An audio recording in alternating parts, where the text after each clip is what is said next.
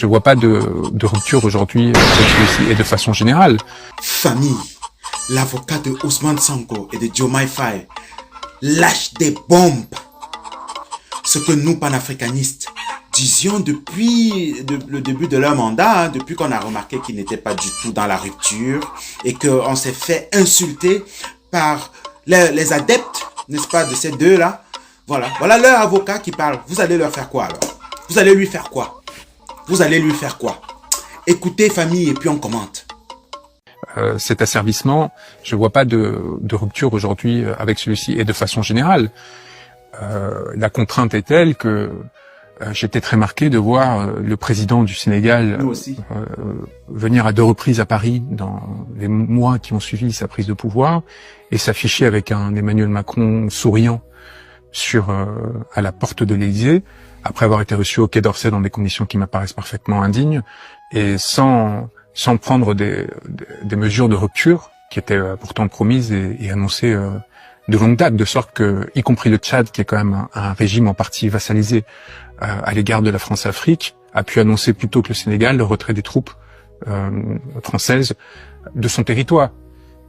J'ai été très frappé par les images du président de la République reçu dans un petit salon du Quai d'Orsay où j'avais eu à exercer quand j'étais conseiller du ministre, à un niveau qui était insultant en fait à l'égard de ses fonctions et de son importance, avec dans mon souvenir un directeur d'administration à la même table que le président de l'État sénégalais dans cette salle qui est en fait une salle d'apparat, une salle à coucher à côté parce que l'hôtel du ministre du Quai d'Orsay, pour l'anecdote, avait été construit au XIXe siècle pour recevoir les dignitaires étrangers qui étaient à l'époque principalement des monarques. Et donc, c'était construit comme un palais. Donc, je me souviens, on n'était que 4 à y avoir accès lorsque j'étais au Quai d'Orsay. Donc, je passais des soirées à me balader. Il y a une chambre d'eau tout en argent, une autre chambre d'eau tout en or, et des salles un peu comme ça où il y a des lits et ainsi de suite. Et c'est dans l'une de ces salles qu'a été reçu le président du Sénégal, qui n'aurait même pas dû être reçu au niveau ministériel. C'est-à-dire que déjà le simple fait d'être reçu au niveau ministériel était quelque chose. Et donc là, ce qu'on voit, c'est l'influence d'un appareil diplomatique sénégalais traditionnel, asservi, qui a prolongé les dynamiques de l'ancien régime et qui, quelque part, a mis dans cet étau l'autorité politique sénégalaise nouvelle, qui est censée incarner la rupture et qui n'a pas pu incarner la rupture par défaut de préparation et d'ajustement de l'appareil étatique à l'égard de cette nouvelle donne. Et cela donne, en fait, des scènes qui sont inacceptables et, à mon sens, humiliantes. Et donc, ces ruptures-là, qui ne sont pas mises en œuvre à court terme parce que les contraintes, justement, d'un système encore persistant sont tellement puissantes, bien risquent d'obérer la capacité de long terme de ce pouvoir à émanciper son peuple et à honorer ses promesses. Et donc, il y a une inquiétude, évidemment, à cet égard, mais aussi une leçon quant aux difficultés qu'il y a à véritablement provoquer une rupture lorsque l'on fait partie d'une région du monde qui était des plus exploitées, des plus soumises à cet ordre économique, de sorte que même la France aujourd'hui, qui est quand même la 8e puissance mondiale, se soumet largement au diktat, non seulement financier, mais de l'empire états-unien. Alors imaginez-vous le courage qu'il faut, lorsque l'on est un État du Sahel, à prendre ce chemin qui nécessairement va passer par une mise en danger d'un certain nombre d'intérêts nationaux, mais aussi plus généralement de sa population.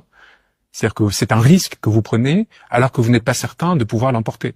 Et on l'a vu, le prix payé par les populations maliennes, du Burkina Faso et ainsi de suite est immense, du fait d'une tentative d'émancipation qui peut à tout moment encore échouer et pour laquelle beaucoup de personnes ont intérêt à ce qu'elle échoue parce qu'ils ne veulent pas de contamination aux autres États africains. Ils ne veulent pas que cela soit un signal envoyé comme quoi ce serait possible. Pourquoi est-ce que vous pensez que un système aussi puissant que les États-Unis fait tant d'efforts pour écraser et asservir Cuba? Parce que Cuba, comme Haïti, servent de contre-exemple à l'ensemble des territoires antillais et leur disent, de sorte que moi j'entends encore, quand je vais en Guadeloupe, en Martinique, même en Guyane, défendre un certain nombre de personnes qui luttent pour l'émancipation de leur peuple, des personnes dire mais regardez Haïti, regardez Cuba, regardez ce que l'on perdrait. Sauf que s'il y a une véritable vague d'émancipation, il n'y aura pas de possibilité de contention par l'empire. Un État, oui, on peut essayer de l'écraser. Quand vous en avez 5, 10, 15, 20, à un moment vous êtes obligé Et c'est là où les autorités sénégalaises ont l'intelligence et de ne pas rompre avec l'AES et d'essayer quelque part de maintenir une forme de lien qu'ils n'ont pas pu maintenir au moment des cérémonies de Tiaroy, où on a noté que ces autorités ne se sont pas rendues au niveau de représentation auquel elles avaient été invitées, pour de nombreuses raisons, et une qui me semble légitime, parce que la France et les autorités françaises étaient invitées à s'exprimer, et étaient invitées à exprimer des regrets sur un sol qu'elles n'auraient jamais dû fouler, parce que attendre une parole de la part de la France sur les tirailleurs sénégalais, c'est quelque part commettre l'erreur qu'ils ont eux-mêmes commis. Eux ont attendu des autorités françaises qu'on les reconnaisse et qu'on les traite selon les prédicats d'égalité que l'Empire français formellement prétendait respecter, dans la réalité ne respectait pas. Ce sont des personnes qui ont été massacrées parce qu'elles ont demandé à ce que les promesses de l'État français soient respectées. À quel moment on prétend leur rendre hommage en demandant, en espérant, en attendant de la France une quelconque parole? La parole de la France aurait dû être exclue de ces cérémonies. C'était la seule façon d'intégrer de façon définitive ces tirailleurs sénégalais à leur peuple, à leur terre. C'est les protéger de toute contamination de ces paroles qui les a menés à la mort. La croyance dans la parole de la France a amené les tirailleurs à la mort. Alors demander 80 ans après à la France de tenir une autre parole pour les reconnaître, ainsi de suite, attendre de la France qu'elle les reconnaisse, c'est déjà se soumettre quelque part à la France. C'est déjà réactualiser l'erreur de cette période. Et ça, c'est une erreur idéologique fondamentale et dangereuse, et qui ne marque pas la rupture attendue d'un point de vue symbolique. Du tout.